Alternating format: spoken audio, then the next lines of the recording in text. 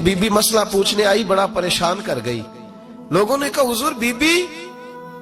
فرمانے لگے میں نے گھر کے اندر جگہ بنائی ہوئی تھی، ایک پردہ لٹکتا تھا، اس طرف میں بیٹھتا تھا، اس طرف اگر کوئی عورت مسئلہ پوچھنے آتی تو پردے کے اس پار بیٹھ کے وہ بات کرتی تھی. روٹین میں عورتیں طلاق کے مسائل، گھر کے چھوٹے موٹے جو جھگڑے ہوتے تھے ان پر سوالات پوچھتی تھی. میرے خاوند نے مجھے یوں کہہ دیا ہے تو اس کا کیا حل ہے؟ تو میرے بیٹے نے مجھے آ کے بتایا کہ ایک بوڑھی عورت آئی ہے باہر مسئلہ پوچھنے. توجہ کرنا ذرا بات پر، اور خاص غور کرنا کہ عرض کرنے لگا ہوں.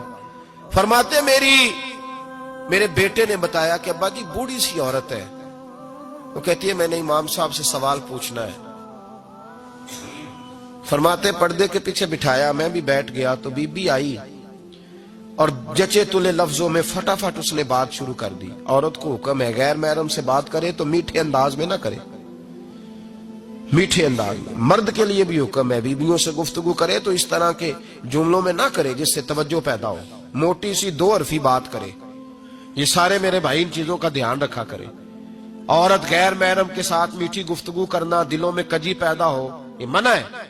امام صاحب فرماتے ہیں بوڑھی تھی پر اس نے بات چھیڑی پردے کے پیچھے بیٹھ کے، تو بڑے جچے تلے دو تین جملوں میں کہنے لگی امام صاحب مسئلہ پوچھنا ہے. فرمایا پوچھو.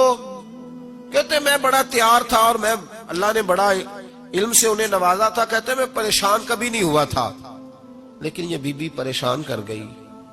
یہ متقی لوگ تھے. فرماتے ہیں میں نے کہا بی بی پوچھو.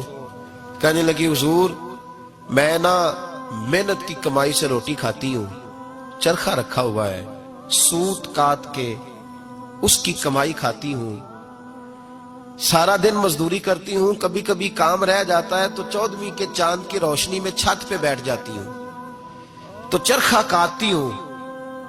بادشاہ کا لشکر میرے قریب سے کبھی کبھی گزرتا ہے، ان کے پاس بڑی بڑی لالٹینیں، بڑے بڑے ان کے پاس روشنی کے بندوبست ہوتے ہیں. لشکر بادشاہ کا گزرتا ہے تو بہت بڑا لشکر ہوتا ہے، کئی کلومیٹر تک وہ گزرتا جاتا ہے، تو کئی دفعہ اچانک اس کی روشنی بھی میرے چرخے پہ پڑ جاتی ہے.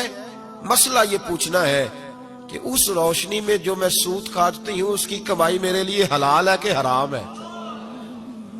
امام احمد بن حنبل فرماتے ہیں میں تڑپ کے رویا. بی بی تو کبھی کسی نے پوچھا ہی نہیں، اتنی باریک. کہنے لگی بیوہ ہوں، بے اولاد ہوں، مزدوری کر کے روٹی کھاتی ہوں. پوچھنا یہ تھا. او بھائیو یہ بھی تو یہی وقت گزار کے گئے ہیں نا، یہ بھی وہی قرآن پڑھتے تھے جو ہم پڑھتے ہیں، یہ بھی اسی رسول کا کلمہ پڑھتے تھے جن کا ہم پڑھتے ہیں، یہ بھی اسی دین کے ماننے والے تھے جس کے یہ لوگ ماننے والے. ہم کدھر نکل گئے؟ پرواہ ہی نہیں، حلال حرام کی تمیز ہی نہیں.